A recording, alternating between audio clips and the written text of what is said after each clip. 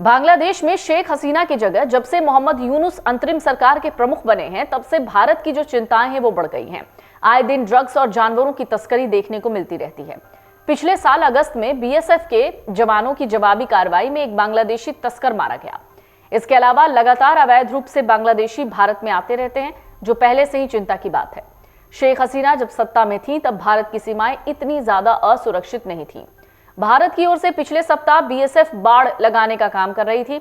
Border guard Bangladesh यानी BGB और बांग्लादेशी नागरिक लगातार इसका विरोध कर रहे थे, जिसको देखते हुए भारतीय नागरिक भी इकट्ठा होने लगे।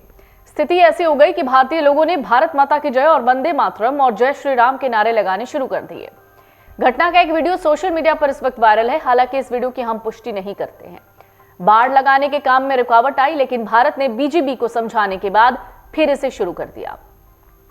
भारत और बांग्लादेश के बीच 1975 के दिशा निर्देशों के मुताबिक जीरो लाइन या अंतरराष्ट्रीय सीमा से 150 गज के अंदर कोई भी पक्ष रक्षात्मक संरचना नहीं बना सकता।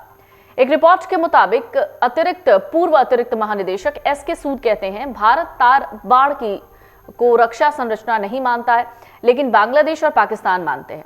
वो 3 साल से ज्यादा समय तक महानिरीक्षक रहे। भारत और बांग्लादेश के बीच इंटरनेशनल बॉर्डर बेहद जटिल है। ये गांवों और घरों के बीच से गुजरती है, जिस कारण इसमें बाड़ लगाना मुश्किल हो जाता है।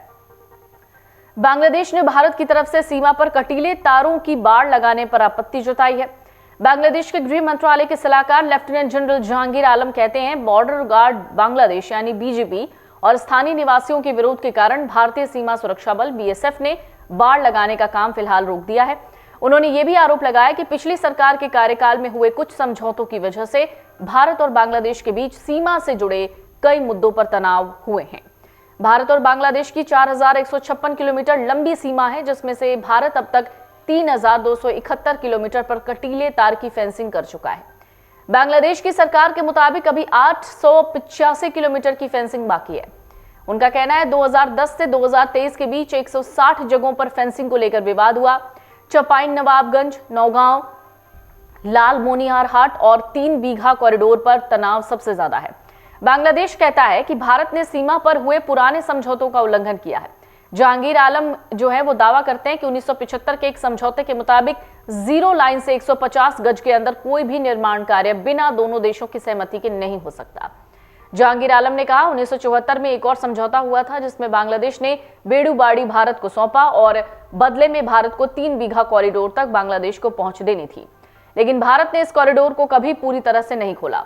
वो इसे सिर्फ 1-1 घंटे के लिए खोलते थे। 2010 में दोनों देशों ने फिर से समझौता किया, जिसमें तय हुआ कि 3 बीघा कॉरिडोर 24 घंटे खुला रहेगा। लेकिन इसी समझौते ने भारत को बॉर्डर पर फेंसिंग करने की इजाजत भी दे दी। बांग्लादेश ने चिंता जाहिर की कि कटीले तार लगाने से दोस्ताना संबंध पर असर पड़ सकता है। वहीं भारतीय उच्चायुक्त प्रणय वर्मा कहते हैं, सीमा पर सुरक्षा के लिए फेंसिंग करने को लेकर दोनों देशों के बीच सहमति है। हमारे सीमा सुरक्षा बल संपर्क में है। उम्मीद है जल्द ही इस सहमति को लागू किया जाएगा। प्रणय वर्मा ने कहा, इस बैठक में स्मगलिंग, अपराधियों की गतिविधियों और ट्रैफिकिंग से जुड़ी समस्या की वजह से अपराध मुक्त सीमा बनाने की भारत की प्रतिबद्धता पर चर्चा हुई है। भारत बांग्लादेश सीमा पर बिना बाड़ वाले हिस्सों पर कांटेदार तार लगाने का काम पिछले साल अप्रैल में सीमा सुरक्षा बल यानी बीएसएफ ने मौजूदा समझौतों के साथ साथ बॉर्डर गार्ड बांग्लादेश बीजीबी को पूर्व सूचना देने के साथ शुरू किया था। दिसंबर तक तो सब कुछ ठीक ठाक था। अब छात्र आंदोलन के बाद हसीना को देश छोड़कर भागने पर मजबूर करने वाले बांग्लादेश में यूनुस के नेतृत्व वाली अंतरिम सरकार ने बाड़ लगाने की गतिविधियों पर आपत्ति जताई है। कुछ रिपोर्ट्स कहती हैं कि यूनुस सरकार भारत के साथ बांग्लादेश के सीमा समझौते को खत्म करने पर विचार कर रही है। अमर उजाला जीवांजलि के सारथी की मदद लें और महाकुंभ में स्नान जरूर करें।